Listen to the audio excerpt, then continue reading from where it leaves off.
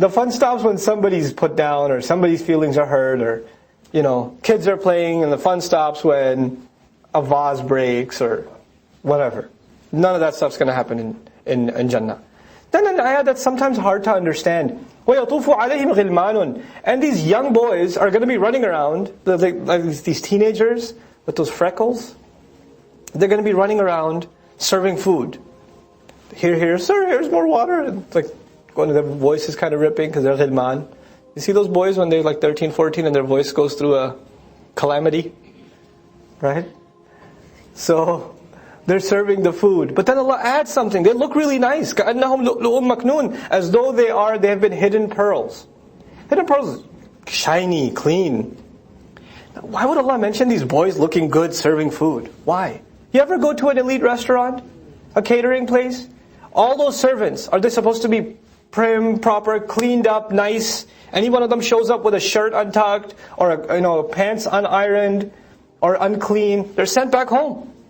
We're not serving guests looking like that. You have to look your top. You have to look your level best. So this is very understandable. Even the servants are going to look like sharp. Because this adds to the aura of the whole thing. You go to a restaurant and the guy serving you's got a smelly t-shirt on with like stains from slaughtering the animal.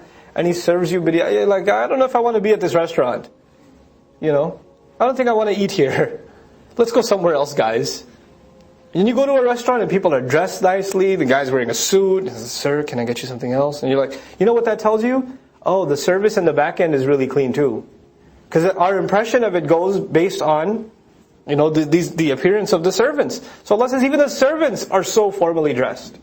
And they're going around serving us. وَأَقْبَلَ meet one another. And they're going to be asking each other all kinds of questions. Hey, I remember you.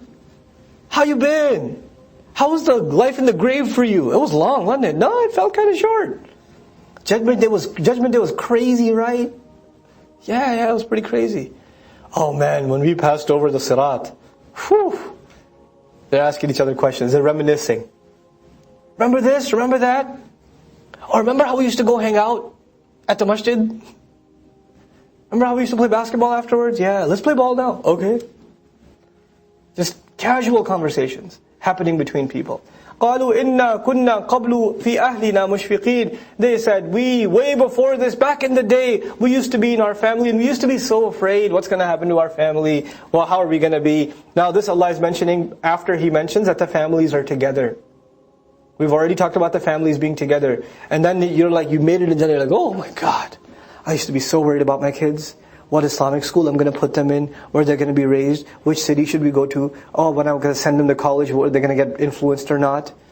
I used to be so stressed out about them. Who are they going to get married to? Are they going to find a righteous spouse? I used to think about all these things about their deen. Alhamdulillah, all of that was worked out. And my kids, they had some iman. And they were on the first level, but Allah brought them up so we can hang out together. We used to be so worried about our families. فَمَنَّ اللَّهُ عَلَيْنَا. Then Allah did a huge favor on us. وَوَقَانَا عَذَابَ السَّمُومِ. And He protected us from the punishment of the hot breeze. Samum. Samum is a burning hot wind. You guys may have experienced that once in a while in Texas. Once in a while. But in a desert climate, like in an Arizona or somewhere, or especially in like the Khalij, when the wind blows, the hot wind blows, forget if it's burning you with the sand or not, the wind itself will feel like burning. So you might think, these people are traveling in the desert, why are they so wrapped up? You look at classical Arabic clothing, there's a big turban, there's wraps and wraps of clothes. Aren't these guys dying of sweat? Why are they dressed like that? Because the wind burns even more. The wind and the sun burn even more. They're actually protecting themselves. So, عَذَابَ السَّمُومِ إِنَّا كُنَّا مِن قَبْلُ نَدْعُوهُ إِنَّهُ هُوَ الْبَرُّ الرَّحِيمُ. No doubt, we were the ones that used to, way back in the day, we used to make dua to Allah. نَدْعُوهُ. We used to call on Him. إِنَّهُ هُوَ الْبَرُّ الرَّحِيمُ. No doubt, Allah Himself is the ultimate, the al-bar, the source of all goodness. Bar also means land. And from that, why does bar mean land and bar also mean goodness? And bir, we read before the word bir, right? The land is stable. And we saw already the word khawd. Khawd is you're walking on unstable water and you don't know what lies next. So we're saying Allah is the only source of stable goodness and the source of our stability. the one who showed us constant love and mercy. فَذَكِّرْ